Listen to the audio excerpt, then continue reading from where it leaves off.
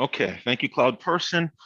Good afternoon. Hopefully, we don't have today the same issue we had last time with the audio. For some reason, audio was set to the, oops, audio was set to the laptop microphone and not the headset microphone.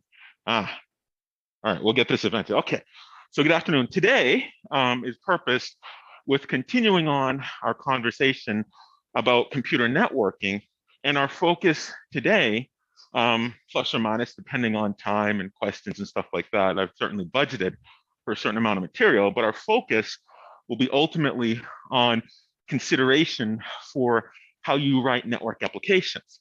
And to get there, though, we still have to talk about some of the other underlying components, because you need to understand the machine, so to speak, the system, if you're going to be effective in writing programs that use the machine. And in our case, this machine will be the network, and we will use this material or the knowledge from this material in support of an assignment on connecting the Arduino boards and then subsequently the Raspberry Pi boards to the network, to the campus Wi-Fi. And so to those who have given me their MAC address, thank you. I am compiling a list to send to ITS. There's a registration system that puts you on the Clark Gadget network, as I've learned, so that you can have static IP addresses, and that makes sense in a couple, maybe an hour or so, what an IP address is. If you have not taken computer networks, which is the majority of the class, this will all be new. If you have, this will all be very mundane for you. But since the prerequisite for the course does not include computer networking, I have to cover sufficient material to give you a good enough background so you'll understand what's going on behind the covers, so to speak, or under the covers, as it pertains to your network applications. Okay, but before then, some administrative bits. Now, this slide isn't what's on the slides that are on the Moodle site. I just finished this morning. There is a math chair candidate interviewing today. The talk is at 1:30 in, I keep confusing the two Sacklers, Sackler 120X, I'll say it that way. I encourage you to go to that. I'm not sure if they had a segment, since it's math for the undergrads. It would certainly be the math undergrads who I think had lunch with the candidate. So I've been kind of in the middle of a bunch of other stuff since I was one of the interviewers. I'm on the search committee interviewing candidates for math chair. So that being the case, I will make sure that the things that are new on this slide, like this administrative slide, are reflected right after this or this afternoon on what it will be reflected in what is on Moodle. Okay, so the reading has changed. We will have a written exam a week from today, written exam number 1. And for those of you who've never had me for a class, those who had me with Stochastic, same deal as last semester. I like to have, and this is a consequence actually of COVID, I didn't create this, it was out of necessity. I like to have 24-hour take-home exams. And what this means is that we will use the class period to go over the questions, so I can take your questions and explain the thought process behind the questions. And then you have 24 hours in which to do the exam. It will not take you 24 hours to do the exam. I design it for one class period, hour and 15 minutes. And I like to ask essay thought types of questions. This exam will be individual effort, and the exam will also be accompanied by an honesty statement. With privilege comes responsibility, and without a signed honesty statement included with your exam submission, which will be electronic on Moodle, I won't accept your exam and won't score it 0. And so this honesty statement outlines what academic honesty means and what your understanding is for the policies of the course, so that there are no ambiguities. And certainly if anyone has any questions, I'm always free and open and available to answer those questions, be that in person or on Slack, which you've all found over the few weeks of this semester so far. So it's 24-hour. It'll be released at noon when the class begins. and it will be due 24 hours from that at noon on the following day. If there's anyone who needs accommodation, I need to have received a letter from the accommodation office in order to do that, but I have had a conversation with the director of the accessibility office, and this scheme of exams satisfies accommodation. So you can choose the time and the venue where you can be most successful in setting the exam. Okay, any questions? No questions? No? All right, so we also have environment display. Project number 4 is due this evening at the usual 1 second before midnight. As I always stress, please don't wait till the last minute to hand it in. Hand it in early, do your happy dance, and keep it moving on to the last thing. I'm a fan of memes. This is my favorite right now. It kind of reminds you of warm weather coming. All right, anyways, so the reading will include new material on computer networking. I have some links under the course resources section with the keyword nets : as a prefix for it. I don't expect you to buy the book, so I have a resource that I found online for the book. I'd ask that you not download it, just browse it, because I want to, in all honesty, say that you're not downloading PDF for a book, right? I actually know Jim Carosa, and I took Jim Carosa when I was in grad school for computer networking, and I don't want to deprive him from the rightful proceeds, which he so richly deserves for the sales of the book. Okay, any questions about this? No? All right. So why don't we begin? Where we last left off, we talked about key network structures, and we looked at all of the components that comprise what we call a communications network. And the whole goal of all of this infrastructure is to allow you to build so-called network applications, these processes that are scattered about the network that reach consensus on something by exchanging messages with one another. And so we talked about access networks, we talked about some physical media, we talked about the difference between the network edge, where all the complexity is, and we also talked about the network core a little bit. Now, certainly, I cannot do justice to what you'd cover in a whole semester of computer networking. I'm just going to give you a sort of whirlwind tour type smattering of key topics that we need to support your network programming for the Arduino and later the Raspberry Pi. And so one of the things that's really important in computer networking is that branch of computer science, namely systems, where you start to talk about all the different engineering choices you make, because a collection of choices together gives rise to a set of capabilities. And so if you're trying to get some sort of feature or behavior out of your network, you need to make certain types of choices, and there are consequences for those choices. And so in a computer networking course, you'll talk about those consequences, but if you never enterprise to develop a computer network and just program network applications, it's still very, very important to understand how these components work, what those choices are, and what the consequence of that collection of choices is to the end system that you're left with. And one of the things at the end of the day that networking folks are very concerned about is the so-called end-to-end delay.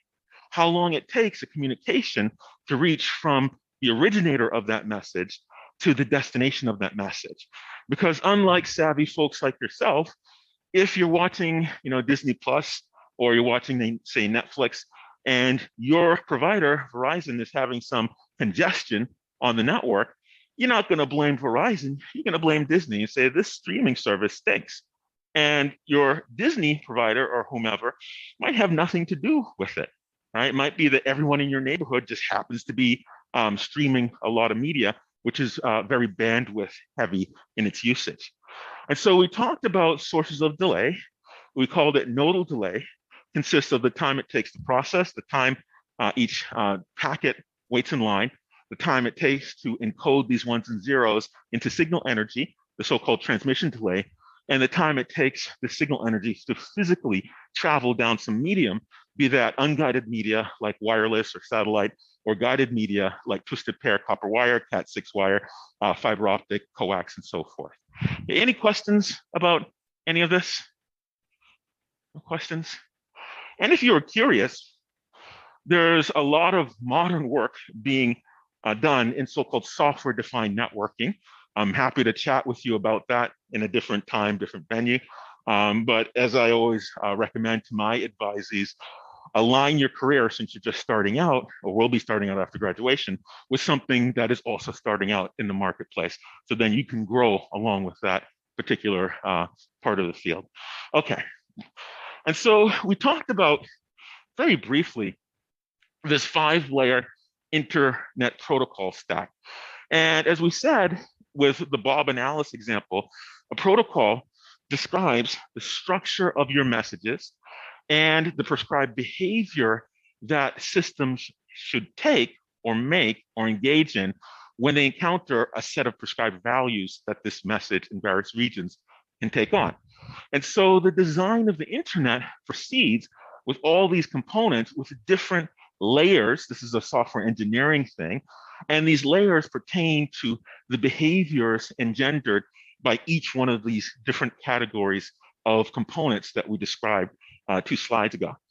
And so we talk about in networking the physical layer, and the physical layer refers to the physics, the electronics, the current, and so forth, the radio frequency or RF radiation. And that you can get a whole PhD on that. Most networking courses don't really touch upon it, but really just at a high level. And then we talk above that, the so-called link layer. And the link layer traffics in all of the information protocol needed to transfer data between directly connected devices. Now, direct connection can mean many things. In the case of a copper wire, it's any device that shares this conductor. Well, I'll say shares in quotes because there's a reason why I say that. I'll talk about that with switches. Or for the airwaves, if you'll have laptops here, or many of you do, that uses radio frequency energy. And so directly connected in the case of unguided media, wireless, would mean anyone who's in broadcast range, anyone who can pick up your signals in some radius. And that can be impacted by all sorts of environmental conditions. And so the link layer is purposed with all of the protocol, the message formats and behaviors and values that are needed to transfer data between directly connected devices. The network layer deals with protocols and messages that concern what happens when you're trying to transfer these units of data, these packets, between devices that are not directly connected. You're going from one directly connected group of devices, one network, to another, to another. And it's the purpose of the so-called router device to take these packets and store them, analyze them, and based on the outcome of that analysis, to forward them to the next directly connected set of devices, the next network. And so the internet is really implemented by this network layer. It's the glue that literally stitches together different islands of connectivity, as it's called, sets of directly connected devices, storing and forwarding those messages. And that's how your message makes it from your access network to your ISP, to another ISP, to someone else's access network, and ultimately to his or her machine. Okay, any questions about this so far? No? No questions? All right. So then above that, we've abstracted with the network layer the ability to get this datagram from one machine, more correctly, one network card on the network to another network card elsewhere on the network.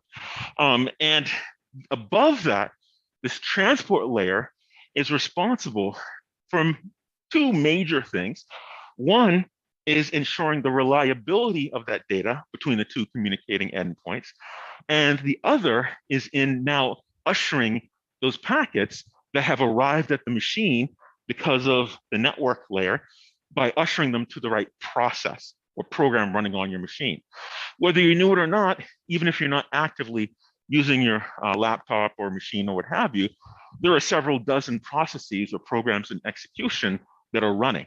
And so let's say you installed Dropbox, you installed your email, you installed an instant messaging program, and so forth. All of those are running in the background, right? and they're all interacting with the network.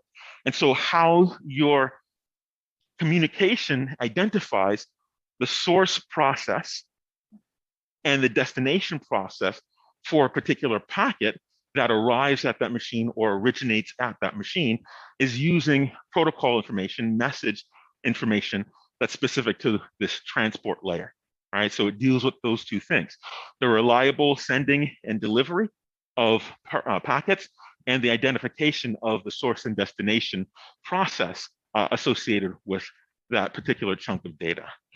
And then lastly, we have the application layer. That's what you actually see and touch. That's your web browser, that's your web server, that's the interface that you deal with. And in applications have protocols. They have types of messages they deal with, and they enact or engage in certain behaviors when they get these messages, and these messages have certain categories of content. And so something like Zoom that we're using. Did we record to the cloud? Yes, we did. All right. I'm almost remembering, like, oh my gosh, did I not record this? Zoom has a certain format for how you assemble these frames into video, right? Things like instant messaging. There's a message format. And for each one of these layers, the particular message formats and behaviors are specific to the same layer for different instances of this 5-layer stack across your network. Now, this 5-layer stack only exists at the network edge, at the hosts, at the endpoints, because it's a willful decision in the design of the internet to move that complexity towards the exterior of the network and make it very simple for all of the network core elements. And the reason for that is just a basic engineering principle. You can make simple things, few moving parts, you could say it that way, very, very fast. And if you're going to aggregate all of the data, for example, from this classroom with all the data from all the other classrooms at Clark, that's a lot of data that you have swirling across these routers in your network core inside primarily of your ISPs. So you want to make that routing function very, very fast. Okay. Any questions about this? No? All right. And so this idea of this layered approach is implemented as a software engineering thing using so-called encapsulation. At the top layer, we have the application layer, like HTTP, Hypertext Transfer Protocol, and it has some message protocol in pieces of information that are meaningful for the application. Now, at each layer in this stack, the unit of data has a different name because its meaning and behaviors is entirely different. And so at the application layer, we call it an application layer message, and we have a message header that is put in there. Usually we don't talk about that. At the transport layer, it's called a segment. And for the transport layer, it adds its protocol information, transport layer header, and it's meaningful to all the transport layers on the network. And then at the network layer, it has its protocol information, and you call this unit of data a datagram. And so as you go passing information from one layer to the next, it takes that information, wraps it up as a unit, adds its own protocol information, and then sends it on the outbound direction to the layer below. And of course, the converse happens in the inbound direction. So the network layer adds its header information, sends it down into the link layer, it encapsulates it and wraps it up, adds its own protocol information, and we call this unit of data a frame. And so now this frame is transmitted using the physical circuitry that implements your physical layer, and it goes across the wire, or I should say more correctly, the communication medium, and it hits the first device. Now, we'll see this switch when I animated that. You'll notice it just kind of passed through. And later when we talk about MAC addresses and we talk about switches, you'll see exactly why. But at this juncture in this module, let's just imagine the switch looks invisible, and its job is to ensure that you can send data across it on the same network, the same island of connectivity, directly connected devices, without collisions. Collisions means that more than one device is trying to access the airwaves. Because let's say you had a walkie-talkie that communicated on the same frequency as me, and I'm trying to communicate in a separate conversation, if we're both sending the signal energy into the airwaves in the same channel, we're going to corrupt one another's communication. And that's called a collision at the physical layer in network, computer networking, at the link layer, I should say. So now we notice this packet has arrived at the router. And a router typically straddles between two different networks. And that's how it's able to get a packet from one network, analyze it, and send that packet to another network. And so in the inbound direction, when a datagram arrives, it arrives in the physical layer, it gets forwarded or translated from signal energy into ones and zeros and sent to the link layer. The link layer then extracts its protocol information, that link layer header from it, and based on those values, it acts in a certain behavior, and then it sends it up to the network layer. And then the network layer examines its protocol information, the network layer header, and depending on the value, it will then send that data back down the stack out some other port onto another network. And then ultimately, this will make its way to the final destination where we have 5 layers. And each time it visits a layer, that layer takes its header information, engages in some behavior prescribed by that header information, and then sends the result up to the layer above. That's on the inbound direction. And as we do this for the link layer, network layer, the transport layer, and then ultimately application layer, and you see that, for example, in your browser as a web page that's drawn on the screen. Okay, any questions? All right, so that's a long where we left off last time. And I kind of glossed over this. It's really important to understand this encapsulation. On Friday's lab session, we're going to tinker a little bit with a packet sniffer and just kind of poke around. Not going to introduce new material per se because of the exam a week from today. All right, any questions about this? No? All right. So let's think about the architecture of these network programs.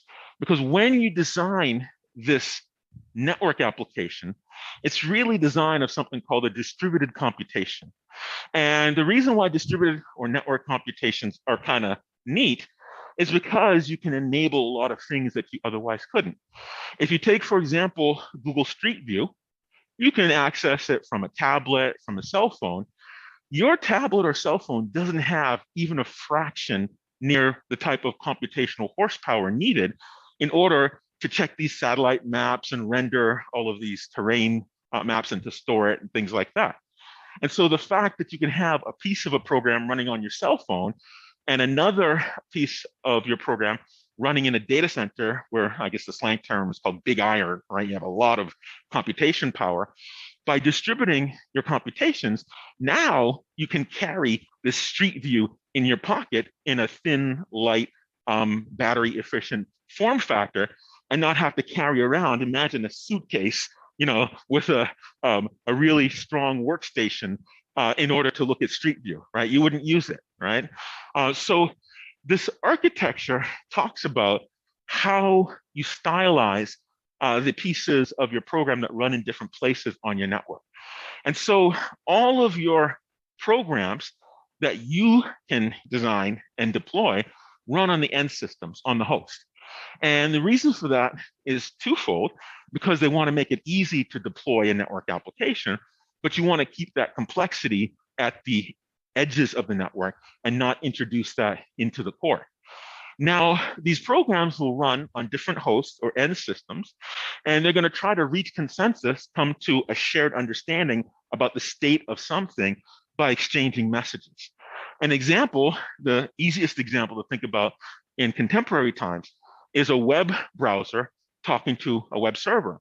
Now, that's just for static web pages. It gets even more interesting when you have that web server interacting with other co-processes to do things like Google Street View, right? Or to trade stock and things like that. So there's no need to write software for the network core, but it's still important to understand the ingredients of the network core, i.e. the routers and the switches, because that helps you to write better software. Okay, any questions about this? Does that make sense? All right. And so One of the things you'll notice is that at the end systems, this stack exists in all 5 layers. But in the interior, the network core, it's a lot more simple. We only have 3 layers: the physical layer, the data link or link layer, and the network layer. And so if you read through some networking documentation, you hear a router referred to as a so-called layer 3 device and a switch referred to as a layer 2 device. That nomenclature refers to which of those layers, counting from bottom to top, those devices implement. And so you'll notice here, at each one of these edge devices, we have all 5 layers implemented in our 5-layer internet stack. And if these were dealing with HTTP, hypertext transfer protocol, those application layers effectively are talking to one another, because those headers for the protocol in HTTP is meaningful to all of the web servers and web browsers that are running on the internet. So you can think of these things as equals, and they all talk the same language, so to speak, and they all implement the contract for what the prescribed behaviors are for certain values in the message header portions of this application layer. Okay, any questions about this? That makes sense? All right. So it's almost like they're talking to one another. That's the illusion given, but all of this machinery in place makes it convenient for them to have that illusion that they're talking to one another directly. So the 2 different ways you structure your distributed computations are as client-server and so-called peer-to-peer. And let's talk about what client-server really means. Now, we're using more casual language when we talked about the initiator and the responder with the Bob and Alice example, but that's exactly what client and server means. Now, let's go to rigorous definitions. So to be a server, it means that you're always on, right? You're always running, and you can always be contacted, and your address is permanent. It does not change. Why? Because if you're going to be a responder, people need to know I can wake up at 3:25 in the morning, send you a message, and you're going to be there. That's what it means as part of the definition formally to be a server. So you're always on, you have a permanent address, so you can always be contacted or located.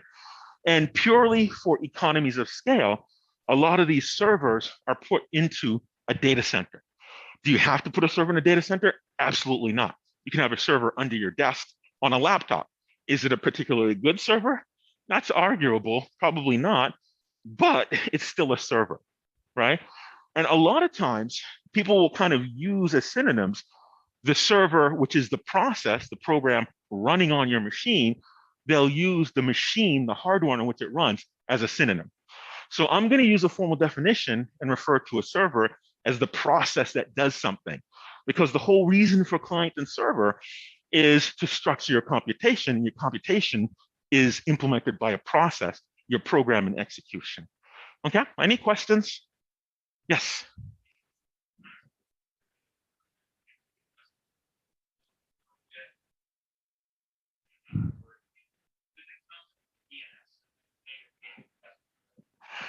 It makes it less important, and that's a good point, because some DNSs have a list of IPs and you cycle through for scalability's sake. But at the end of the day, to define that communication endpoint, you need an address that you can contact. And so effectively, your server is mirrored and you're contacting an instance. But for the communication, you have somebody sending a message and somebody that responds to that message, and that's the server process. And you can do all sorts of things with it. You can have a feature in your network card called Wake on LAN, and you might not even run your server. But for high performance kind of databases, it takes too long to reload all that state into memory. But yes, that is an implementation that says, in order to get it to load balance, to kind of spread out the work among a bunch of machines so you don't have a bottleneck, or you choose an instance that's closer to you because content takes a long time to load. But at the end of the day, the communication itself is between one machine, one process, and another process. And that recipient, that responder process is what I'm referring to as a server. And so yes, absolutely, that's true. But at the end of the day, one of those IP address instances is going to refer to a machine, and there's a port number identifying the process. Okay. Any other questions? No questions? No? That makes sense? All right. So what is a client? A client can be occasionally connected. It doesn't always have to have a connection. You can turn off your cell phone, turn it back on, go to the website, and still communicate. And so it can be intermittently connected. And because of this, the address for it can change, right? You move around, address changes, you can still contact the server. Now, this client is also the initiator. The initiator starts the request. The server is always running, has a static IP or address that doesn't change between the two processes, and it responds. Okay. And so this, and I thought it important because a lot of times people don't get to see this. A server is just this mysterious thing on google.com. This is a so-called full height rack. And when you look in a data center at a server machine, and I'll distinguish server machine from server, I mean server process, the program and execution running on the machine. And this form factor is one of those high density economies of scale that I referred to. Now, this looks like a pizza box. That's roughly the size of what it is. And the height of this is 1.75 inches. And this full rack, it looks like an armoire, kind of like a wardrobe closet, and they're typically made out of metal. And if you zoom in, you have these tick marks marking one of those 1.75 standard unit heights. And when you look at these devices, they'll tell you in the specification, this server is a 1U server, meaning it takes up one of those 1U 1.75 inch heights within your rack. And so this full height rack is a so-called 42U enclosure. It can accept up to 42 rather, of these 1U height server racks. Now, they're not all 1U. Some, like power supplies, might be 3 units. Some bigger servers with GPUs might be 2 units. You have all sorts of stuff that you can mount in, but your budget is 42 in this full height rack of these 1U units. And so you have these servers and they plug in to these rails, they screw on, and you attach them with tie points on the front. And the reason for that is that you want to make it easy if you have thousands of these in a data center to administer them, to change them out if they break and so forth. And it's made so that you can pull them out like a drawer, right? These rails implement a drawer rail system, and you can literally slide it in and slide it out to change the hardware. If you have thousands of servers in a data center, it's a given you're going to have something fail every day, right? The statistics just work out that way. And so this is a rack, and this rack is typically lined up like the library shelves or stacks, as I called them when I was growing up, inside of a data center. And when you design a data center, you're not just putting computers in a room, you're actually designing the building for the specific purpose of housing these things. And if you think about something like your laptop, which is fairly low end compared to these server instances, one of these 1U server rack mounted units could sink anywhere from 1,000 to 2,000 watts. So imagine if you have 42 of them, that's a heck of a lot of energy that it's going to need. And so the reason why these buildings are specifically designed to house them is because you go through great lengths to cool these things, because the consequence of using all that energy is heat. If you put your laptop on your lap and you're not in a cold room, you can feel that warming up. Imagine what these things are doing. Question?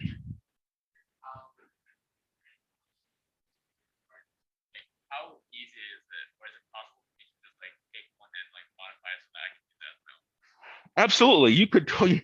You could literally take one of these, and I have friends, I'm laughing because I have friends who do this. You can get a low end version of that. I mean, low end is kind of relative, right? But the technology on this changes so fast. You could get a good amount of computational horsepower in this form factor for much less money than a desktop. Because what are you paying for in a desktop? You're paying for metal, you're paying for it to look nice and all that good stuff. But you could take one of these, stand it up, literally, you know, get like 4 little plastic stands, stand it up, run a wire to a monitor, get a keyboard, and just use that. There's nothing different. I'm glad you asked that. There's nothing different, except for the choices about bus speed and IO capability. Because for servers, you're concerned about 2 things. computation as being very compute bound, you need a lot of number crunching, or computation being very IO bound, you need very fast IO. So typically these, you kind of make a choice between the two. So if you're very computation intensive, you're not going to have a lot of good IO on that. If you're very IO rich as a server blade or server unit, you're not going to be very good on the compute. And so to answer your question, yes, absolutely. There's nothing different. They all use the same processors, AMD or Intel of various types. They all have bus of certain speed. They all have memory of certain speed. They all have certain cooling fans. It's just the enclosure isn't as, I think it's pleasing. I think it's wonderful, but the enclosure isn't as visually pleasing as like, like Alienware has these, neon red lights and all that, stuff. It's not as visually pleasing as a traditional desktop. So there's nothing precluding you. Don't say Dr. Holmes told me to go out and get one of these as a desktop. Do whatever you want to, but it's not as visually pleasing, and there's nothing precluding you from getting one of these and using it as your desktop. There's really no difference. But you want to look at what the guts of these things are. And when I build a computer for my research lab, I go to a custom builder where I specify the parts, right? Because I care about the bus speed balanced with the memory bandwidth, balanced with the IO performance, and the L1 and L2 cache on the processor. Okay. And when you go to like Dell or HP, they're kind of choosing sufficiently good enough for everything. And when you try to satisfy everything, you end up not being excellent at anything, right? And that's not a knock on those systems, but if you have a high-end database application and you need a lot of IO bandwidth, typically you want to spend the resources on the hardware on that and not on having, a nice silver case and having good graphics and things like that. Okay. All right. Any other questions? No other questions? All right. So in these data centers, if you ever have a chance to visit one, they're not as friendly to outsiders who don't belong to the company visiting one. But if you ever visit one, typically universities that have big high performance computing centers will let folks off the street visit. The whole building has raised floors. And I'll direct your attention here to the upper left. And you have these struts, and just like how you have these ceiling squares in some buildings, here you have floor squares. And these floor squares you can pick up because the floor has these rectangular metal frames. And underneath these floors is pumped a lot of really cold air. And these panes, these tiles here, some of them are floors, others are grates. And so if you put down a grate somewhere, all that cold air that's being pumped underneath the floor will come up out of the grate. So this allows you to custom design where you're channeling your cold air. And of course, you need this cool air to cool these server units. Most of these rack-mounted server units are designed with fans pulling air this way. Here are a bank of fans, and grates on the front, and it'll take cool air in here and expel the warm air out the back. And so inside of these cabinets, if you put your grates here, you get cold air coming up, wafting through all of these 1U units inside of the rack. It cools down the servers instances, and then the warm air comes out the back. Now that warm air, physics says warm air rises, it goes up into the air where it's captured by, I don't know what the HVAC term is, it's captured by the HVAC system, and then it's passed through a chiller and it's recooled and then recirculated. All of that takes a ton of power. In this example here, design of the airflow is very specific in a data center, right? Because if your cooling costs are really high, the energy for cooling, you're not going to make it very well as a data center. And in this case, we have grates coming with the chilled air coming up in here, and they've designed the channel differently. Cool air is pulled through the fronts of the racks, so the fronts of the racks are facing, and then it pulls through the back, the hot air rises, and there's a return grate there to capture that warm air and re-chill it. Okay. Any questions? All right.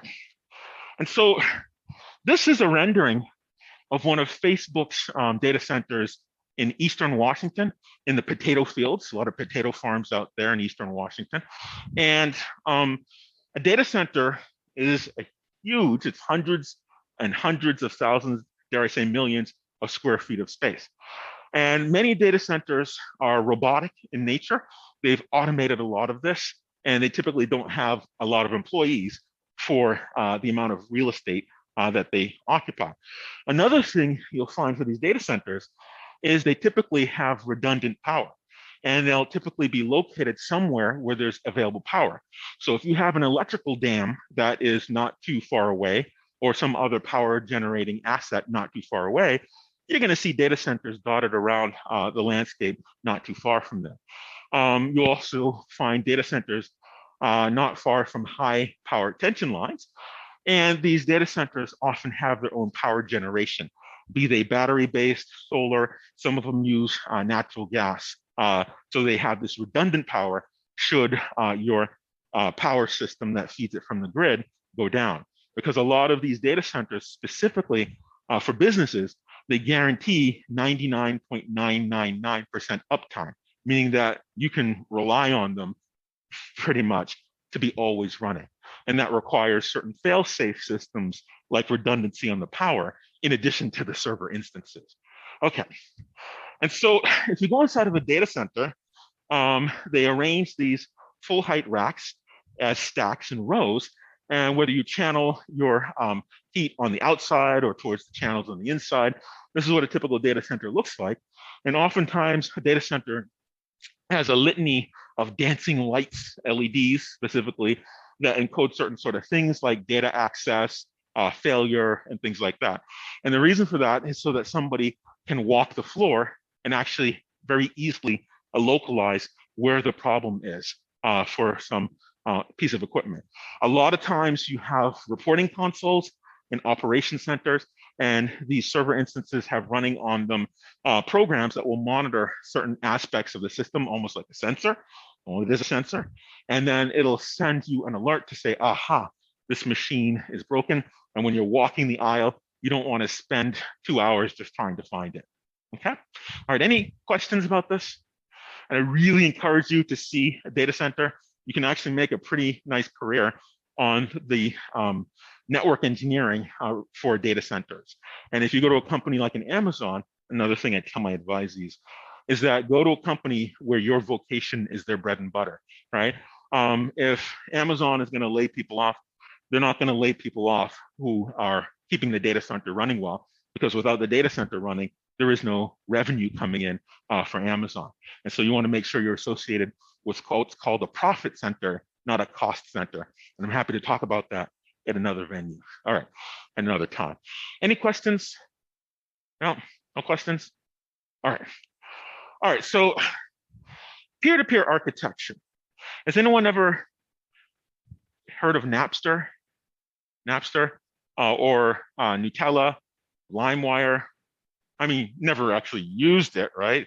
But back when I was younger in grad school, I used LimeWire to download music for which I already owned the CDs because I was too lazy to digitize them. And I'm going to stick with that. But that being the case, peer-to-peer architecture is not bad. Peer-to-peer architecture is another way of organizing your computation. And so we talked about this idea of a client, and we talked about this idea of a server. And a peer-to-peer, if we look at a client, let me select the pen color here, blue. We have a client, I'll call that C, and we have a server, I'll call that S. And we said a client initiates the conversation with a request. I'll just call it REQ. And a server performs some work. I'll just say work here. That's supposed to be a bracket. And then after it's done performing that work, it returns back a response. I'll say RESP is response. And so these client and server, you can think of them as roles, right? A client is always the initiator. The server gets the request, makes sense of it, performs some work resulting from that request, and returns back a response based on the outcome of that work. And so let's say we have two processes instead. And let's say here's process one, here's process two, call it P2. And what if process P1 implemented the role of this client? And so this particular part of process P1 is acting like a client. And let's assume that process P2 implemented the behavior or role of a server. So in that case, P1 can initiate a request and P2 can perform work and respond. Okay, well, what if at the same time process P2 implemented a client role and process P1 implemented a server role so it can behave like a server? In that case, process P2 can initiate a request. Process P1 gets it, performs some work, and sends back a response as a result of the outcome of that work.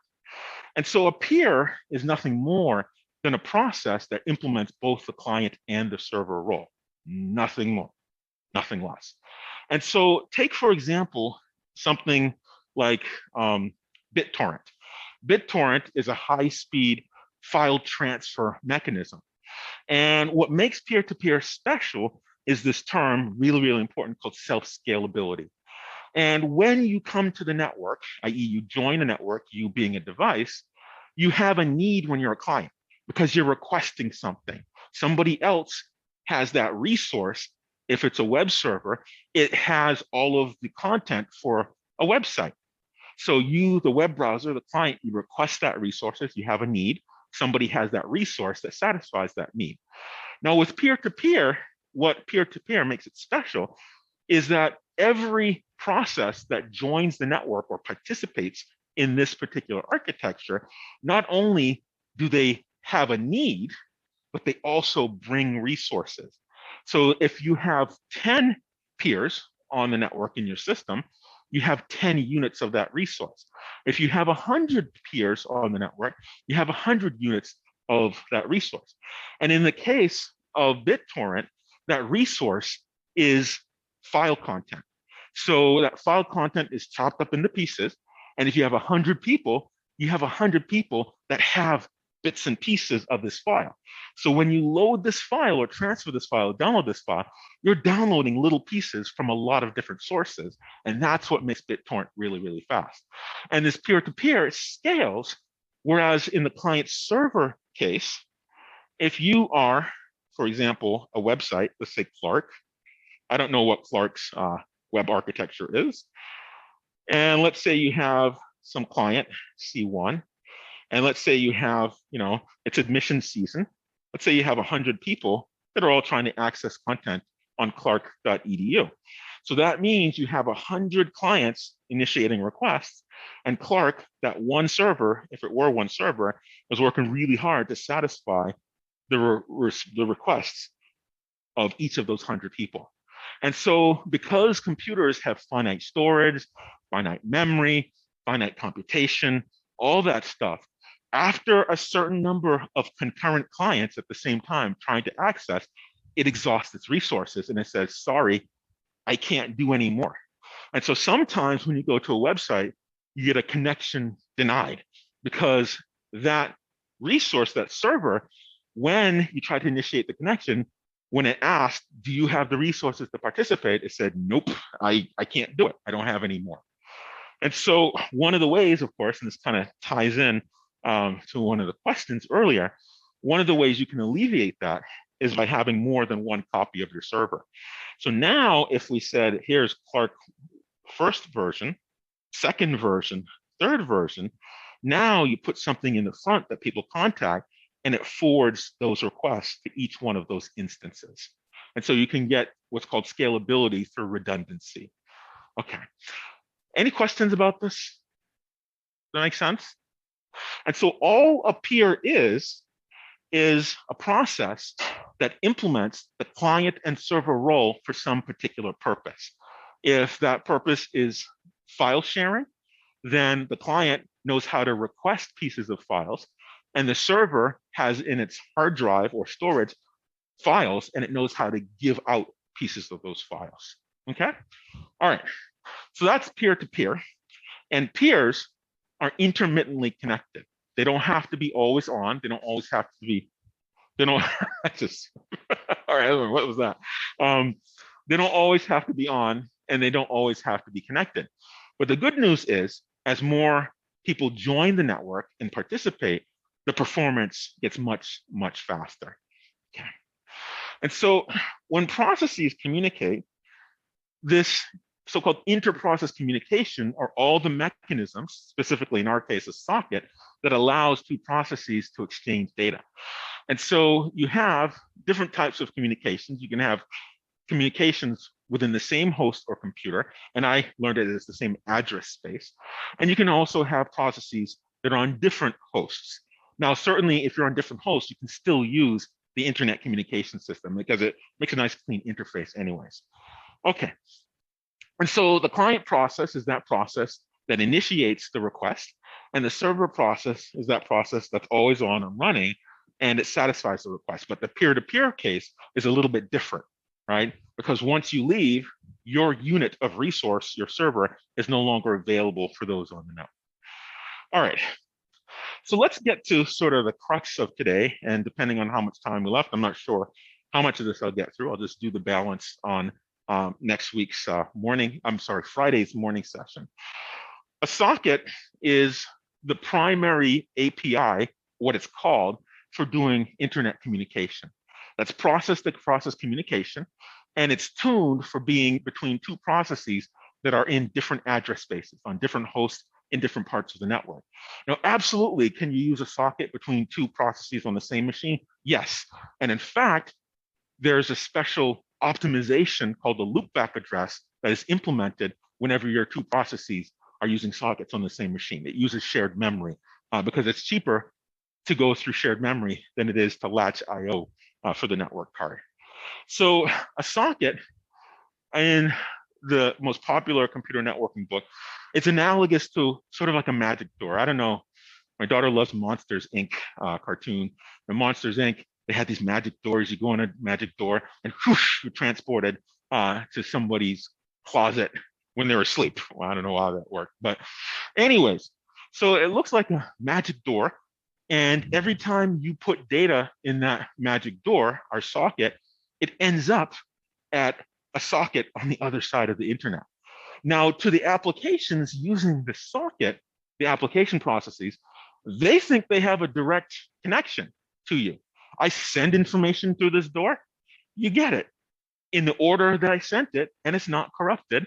You send information back through that door, I get it. It's in the order you sent it, and it's not corrupted. Now, of course, there's a lot of machinery behind the covers that makes that possible. But from the application standpoint, the socket is an API or a set of APIs that allow you to be diluted as a process into thinking that you have a direct connection to another process somewhere on the network. Okay. Any questions about this? Does it make sense? Yes. I can't hear you. This thing is kind of loud. Yes. It's a, pardon? Great question. So who wrote the APIs? It depends on the language. In Java, a socket consists of two different types of classes that you instantiate as objects, and the methods that you exercise do certain things with those sockets. In something like C, the socket is a set of functions, the socket API is a set of functions that are in a library that you get definitions for through, I think it's socket.h, sock.h, or network.h, something like that. In Python, it's similar, just like C. You import a library. And so the ones who create it are the ones who decided to implement the libraries for the language. And so there's the functions themselves, and then there's the runtime. It's the actual implementation of those functions. And so sometimes it's the creator of the language. For example, for Java, network communication was built in from day one. But for other languages, somebody added libraries to implement these. So I don't know the specific individuals, but generally it's the folks who add libraries to a language. Because it's not just, and I'm glad you asked that, it's not just the definition, it's the runtime. It's all those things, the data structures they instantiate, the algorithms that run on those data structures in order to make all of this possible. So it really depends. Sometimes it's the folks who create the operating system. They provide some low-level primitives to make it easier to implement. So underneath the covers in Python, in their socket API, they're calling libraries written in C++, right? In Java, there's some C++ things that they call. And so it really depends on what the design center or design philosophy was for the language. Languages that assumed network connectivity would have it built in from day one, but those who weren't, somebody would implement a communication library that you'd have to import or include to make use of. Okay? All right, any other questions? No questions? Make sense? No? All right. And so when you use a socket, the socket is an API that's available to the application, and that socket makes use of the services in the transport layer. And recall, the transport layer is responsible for ensuring reliable delivery and receipt of messages, as well as identifying the process that either originated or should be the recipient of that message. And so how do you address these processes? Well, the first thing you have to do is you have to get this packet to the machine. More correctly, you have to get it to the network card. And I make that distinction of network card because you can have more than one network card in a machine. In fact, all a router is really just a machine that has more than one network card. So you could, if your laptop, certainly most modern laptops, have a network card for wireless and you have a network card for wired. So you could absolutely install routing software on your laptop. It's not a particularly good router, but you could certainly install routing software on your laptop and use it to usher packets from the wireless network to the wired network. I don't suggest you do that. I don't think ITS would appreciate that very much because there's a reason that why they partition them, and it's because wireless is a lot more easily accessible than wired. And so they often segregate the packets on those two networks because wireless is easier to hack because you could just sit in a van and park and hack the wireless. Okay, but that being the case, the first thing you have to do to send messages is identify the host or network card, and each one of these should have a unique address. It needs to be unique globally because when you store and forward these packets at the routers, they need to ultimately know where to usher this packet. And eventually, all of these store and forward operations in aggregate end up pushing this packet ultimately to the destination endpoint. And so the so-called IP or Internet Protocol address, that's a layer 3 concept, the networking layer. And then once you get your datagram or your packet to the network card, now you have to identify which process running on the machine that this network card is attached to. And so the transport layer includes another piece of information, a so-called port number. And that port number uniquely identifies a process that either originates or should be delivered a particular piece of information. Now, these port numbers are 16-bit long, and so you can have 65,535 different port numbers, going from 0 to 65534. And the port numbers numbered from 0 to 1024 are so-called reserved. These low-level or low-numbered port numbers are preset aside for certain key services or key processes on the internet. So for example, when you go to your web browser and you type, and I don't know if it's for Clark either, if they're using a content management system, it might be port 8080. But for a plain vanilla website, when you type www.somename.com, the browser, as a nicety, is inserting port 80 for you on your behalf. And we'll see that on Friday. So port 80 is reserved for hypertext transfer protocol services. That's the web server. And so many key internet services standardize on port numbers. SMTP, Simple Mail Transfer Protocol, is typically port 25. And so if you write your own network application, it's really important you not use port numbers for your process between 0 and 1024 inclusive. Any questions about this? Does that make sense? So we have two types of addresses. One address, the IP address, is meaningful to the network layer, and that identifies your network card. And the other piece of information is meaningful to the transport layer, the so-called port number, and it's how you're able to share or multiplex and demultiplex that single IP address among the dozens of programs that might try to access the network, be that to inject data or to receive data. Okay, and so what does an application layer protocol define? It defines message content, and it also has directives that are associated with prescribed behavior. And so, for example, in HTTP, a so-called GET message has a keyword GET, and that's the web browser instructing the web server, go to your file system, your disk, and fetch this particular file or piece of content. And it's that content that gets sent back across the wire as a response from your web server to your browser, and your browser just draws whatever happens to receive. Okay, any questions about this? And so a protocol is nothing more than message content with certain values, prescribed behaviors, and what the rules are when and how you perform these behaviors in response to these messages. And so there are lots of so-called open protocol standards. And these open protocol standards are not a secret.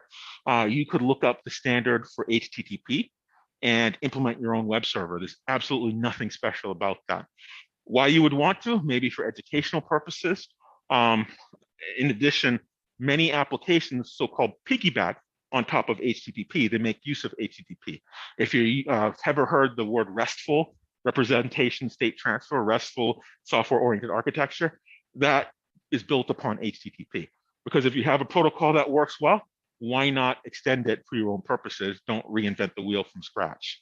Okay, and so these protocols, these key protocols, are defined in so-called requests for comment, or RFCs. They're public standards, and this defines what it means to be HTTP 1.0 or Simple Mail Transfer Protocol version XYZ. Okay, all right, any questions? So you could actually look up the RFC for HTTP 1.0, HTTP 1.1, and a whole host of other standards. And it's because of these standards that people implement to why any web browser can talk to any web server, and any web server will work with any web browser. And that includes all sorts of stuff like cascaded style sheets, about database backends, about co-processes that do other things working in conjunction with your server. And the most popular server out in industry marketplace is free. It's Apache. Well, it's not free. You have to put some resources into it, both time, effort, knowledge, and skill set. But the most popular web server out there is free of cost, per se. All right. Are there any questions? That make sense? No questions? All right. And so if you were to go to Zoom or Cisco, ask for web apps, hey, Zoom, could you tell me what protocol your servers and your browsers use? They'd say, let me think about this. No, right? Companies have proprietary protocols that they will never let you see. Because if you can figure out the protocol, two things could happen. Make it easier for someone to hack their systems, and they lose competitive advantage, right? And so there's some things that you will never know unless you join the team at those companies that work on those things. All right. And so the transport service, in addition to providing end-to-end guarantees for the data, it has certain capabilities, but other things are not implemented in TCP/IP as it pertains to current IP version 4, right? When you design your application, it's really important to characterize what your application needs out of the underlying transport layer, because that can be the make or break or success or failure of what it is you're enterprising to do. And so suppose you have an application like a web browser. With a web browser, well, that web content has specific meaning. And if some of that content should get garbled or corrupted, it's no longer the same image, no longer the same text, no longer the same color, right? And so for some applications, it's really important that every bit you send is received in the same order, and it does not get adulterated, it doesn't get changed. Other applications like audio, if you have a little hiccup here and there, it's not catastrophic. If you're doing robotic surgery, you want to damn well make sure that if you say, cut the scalpel this millimeter to the left, it's actually going 1 millimeter to the left. Some applications require timing. Things like IP phone applications, like Vonage and those things. You can't afford to have a lot of delay when you're doing telephone over IP. It's very convenient, but it's really, really important before you design your applications, and this is including Internet of Things, that you really look at what your application needs from its data and choose the right transport. And there are two different flavors of transport. Choose the right transport for the needs that your application has. Okay, so I'm not going to go over this table, but these are some examples, and it just says to think about what the needs are and choose your transport properly. Elastic throughput means that if you give it a gigabit, it's going to take a gigabit and be much better than if it had a megabit, but it doesn't have specific requirements. Now, of course, one of the things that modern networking can't do, at least with IP version 4, it can't guarantee that, say, if I send a message, it'll take no more than 10 milliseconds to get to the other side. That doesn't exist right now, right? It's not quite an open question. There are ways you could do it, but it's much more expensive with the underlying infrastructure to do. Okay, any questions? No? All right. So let's see, we have 5 more minutes. So let me, I'll do this and find a good stopping point. There are 2 different transport layer flavors, so to speak. One is called TCP, that's called the reliable service, stands for Transmission Control Protocol. And the other is called UDP, Unreliable Datagram Protocol, UDP. And so TCP guarantees a bunch of things. It guarantees that the sending and receiving process, if you send 1010, that same sequence of bits is going to be delivered at the receiver endpoint.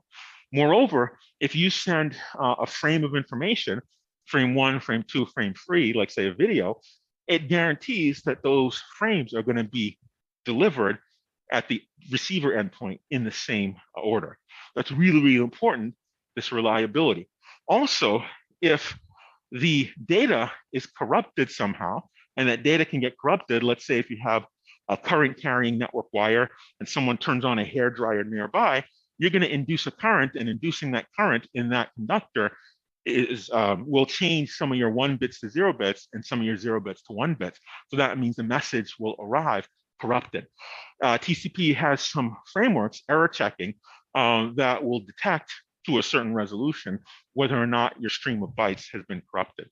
And then it does this other stuff, congestion control and flow control, which talks about regulating, increasing, or decreasing the rate of sending for you on your behalf in response to 2 things. One is how much space is in the receiver to hold the data that you're sending, and the other is what is the status of the queues in the routers along the pathway between the source and the destination, so-called congestion control. Now, flow control and congestion control, if you decide to get into computer networking, traffic engineering, understanding these 2, that's a whole career, right? I'm not exaggerating. A lot of people don't understand those because that allows you to do what's called traffic engineering. And if you're in a data center, they really care about how data flows and for what purpose over a data center. Okay. All right. Any questions about this? And then there's UDP. UDP is like TCP's weird cousin, right? UDP doesn't do anything. UDP says, if you lose data, so what? You lose data. If it gets corrupted, so what? It gets corrupted. So you might ask, why in the world would I have a UDP when TCP does everything? Well, reliability comes at a cost. Reliability comes at a cost of slowdown. Doing all of that checking and ordering and buffering, that takes computation and that takes time. So for the same connection between the same sender and receiver, if you're using TCP, you don't have full availability of your bandwidth because all of these services in your protocol for doing this reliability checking, that takes time. So TCP is reliable, that's the good news. The bad news, it's slower. UDP is really, really fast, but the bad news, that's the good news. The bad news is it's not reliable. And so what do? Well, first you decide which of these transports is appropriate for your application. And some try to get away with it, especially video streaming like YouTube. If you They buffer a little bit. They say, okay, I'm going to save without showing you maybe 3 seconds to 5 seconds worth of data, your video. And then only once I have 5 seconds worth of video stored at the receiver, what you're watching, that's when I'm going to show it to you. So in the off chance I lose a little bit of data, I need to resend it, you don't even notice because I have enough to pay for 5 seconds worth of connectivity. And so if you ever want to try an experiment, you go on YouTube, watch a video, let it warm up its buffers, fill its buffers, unplug your network cable, and then you'll see for a few seconds, it'll still keep playing, even though you've lost your network, right? So some people handle that in the application by buffering. And they do this because they want to have the benefit of the speed of UDP, and they're trying to mitigate the fact that UDP is not reliable, okay? All right, so I'm gonna stop there, and we'll just end there, and we'll pick back up on Friday morning, hopefully get through the balance of this, and we'll spend Friday afternoon tinkering with some packet sniffing to kind of ground out some of this stuff. And our exam will be a week from today. All right, so see you all on Friday. Have a great week. And let me stop this. I'm sorry? Yes, I haven't completely written that up yet. So some form